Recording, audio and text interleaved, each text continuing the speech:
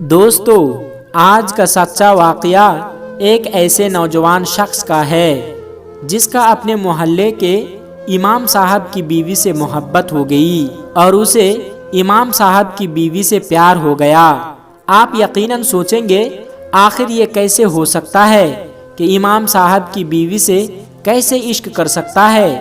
اس واقعے کی ڈیٹیل میں جانے کے لیے ہمارے ساتھ جڑے رہیے گا، اور آگے بڑھنے سے پہلے آپ کنفرم ضرور کر لیں کہ آپ نے ہمارا چینل قدرت کا کرشمہ سبسکرائب کر رکھا ہے، اور اگر نہیں تو ابھی ہمارا چینل سبسکرائب کرتے ہوئے بیل آئیکن کو ضرور دبائیے گا تاکہ ہماری ہر آنے والی ویڈیو کی نوٹیفیکیشن آپ کو وقت پر ملتا رہے۔ تو چلیے بنا کسی دیری کے شروعات کرتے ہیں۔ دوستو، گجرات کے احمد آباد میں عالم نام کا ایک لڑکا رہتا تھا۔ اس کو اپنے محلے کے امام صاحب کی بیوی سے محبت ہو گئی۔ اس کے بعد ایک دن اس نے اپنی محبت کے بارے میں ایک دوست کو بتایا، اور عالم اپنے دوست سے کہنے لگا کہ مجھے میری محبت حاصل کرنے کے لیے تمہاری مدد کی ضرورت ہے، اس کے لیے تم میری مدد کرو۔ اس کا دوست کہنے لگا کہ بھلا اس مسئلے میں تمہاری کیا مدد کر سکتا ہوں؟ تو عالم اپنے دوست سے کہنے لگا کہ میں امام صاحب کی بیوی کو بہت زیادہ پسند کرتا ہوں اور میں اس سے محبت بھی کرتا ہوں، مگر اس سے مل نہیں پا رہا ہوں، اس لیے تم کچھ دنوں کے لیے نماز پڑھنا شروع کر دو، اور ظہر کی نماز کے بعد جب امام صاحب اپنے گھر کی طرف جانے لگے تو تم انہیں مسجد میں روک لینا اور ان کو کچھ مسئلہ پوچھنے کے لیے گھنٹوں تک روک کے رکھنا تاکہ وہ اپنے گھر جلدی نہ جا سکے، اور اسی بیچ مجھے ان کی بیوی سے ملاقات کرنے کا موقع مل جائے۔ دوستو، عالم اپنی دوستی کا واسطہ دیتے ہوئے اپنے دوست سے کہنے لگا کہ یہ کام تم کو آج ہی سے شروع کرنا ہوگا، تمہیں آج سے ہی نماز پڑھنا شروع کرنا ہوگا۔ جب عالم نے بہت زیادہ کہا تو اس کا دوست مان گیا اور اس کو اس کی محبت سے ملانے کے لیے ان کی مدد کرنے لگا۔ اب اس کا دوست پانچوں وقت کی نماز پڑھنے لگا اور ظہر کی نماز کے بعد امام صاحب سے بہت پیچیدہ مسئلہ پوچھنے لگا۔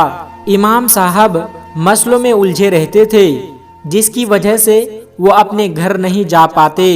اسی بیچ عالم ان کی بیوی کے پاس جاتا اور گھنٹوں باتیں کرتا، اور اس طرح سے روز امام صاحب کی بیوی سے ملنے لگا۔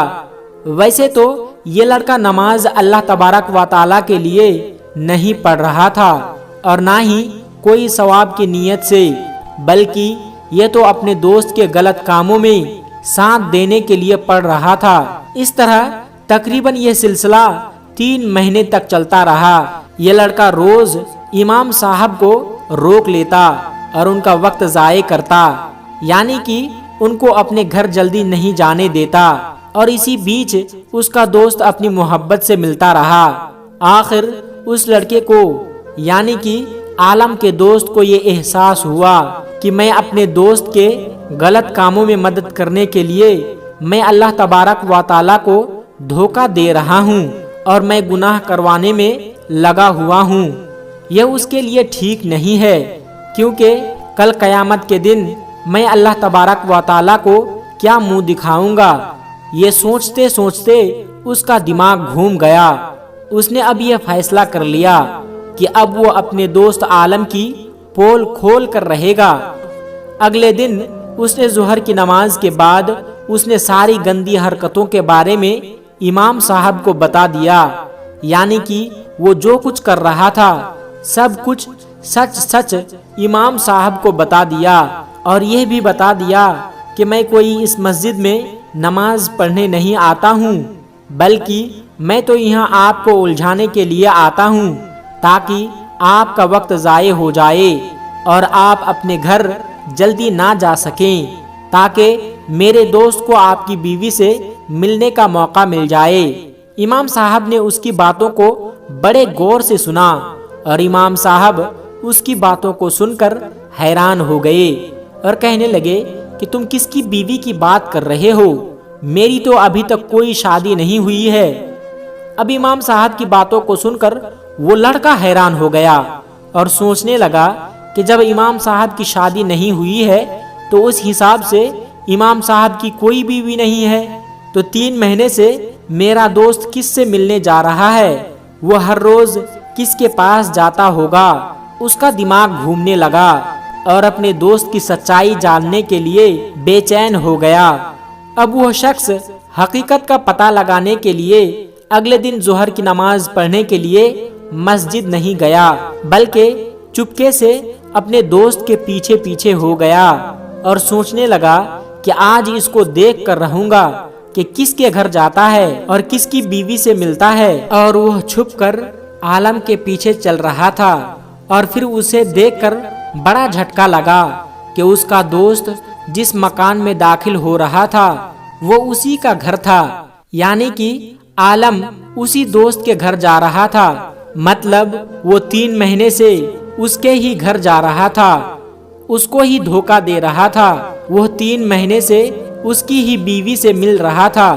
یہ دیکھ کر اس کے پیروں سے زمین کھسک گئی اور وہ من ہی من سوچنے لگا کہ برے کام کا برا ہی نتیجہ ہوتا ہے۔ وہ یہ سوچ رہا تھا کہ امام صاحب کی آنکھوں میں دھول جھونک رہا ہے، جبکہ وہ اپنے ہی آنکھوں میں دھول جھونک رہا تھا، اور یہ سوچ کر رونے لگا۔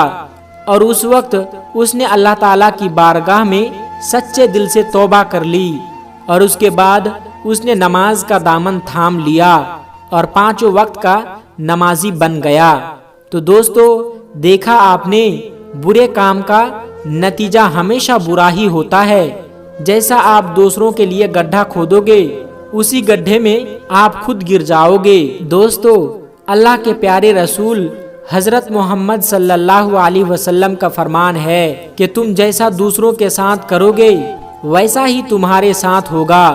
اگر تم دوسروں کی بیوی پر بری نظر ڈالو گے تو تمہاری بیوی پر بھی کوئی دوسرا نظر ڈالے گا، یعنی کہ تمہاری بیوی بھی محفوظ نہیں رہے گی۔ تو دوستو، آخر میں ہمارے تمام مسلمان بھائیوں سے خاص طور پر گزارش ہے کہ ہمارا مذہب جس کا نام اسلام ہے اس کو بہت ہی خون پسینے سے سینچا ہے، اور ہمارے اکابر نے ان کی حفاظت کرنے کے لیے جان و مال کی قربانی پیش کی ہے۔ اسی مذہب کی سب سے مقدس کتاب قرآن مجید میں ارشاد فرمایا گیا ہے کہ زنا کے قریب بھی نہ جاؤ۔ آپ خود سوچ سکتے ہیں کہ آپ دوسروں کی بیوی یا بہن پر غلط نگاہ اٹھاتے ہیں تو آپ کو احساس نہیں ہوتا، لیکن جب کوئی آپ کی بہن بیوی پر نظر اٹھاتا ہے تو آپ کو برا لگ جاتا ہے۔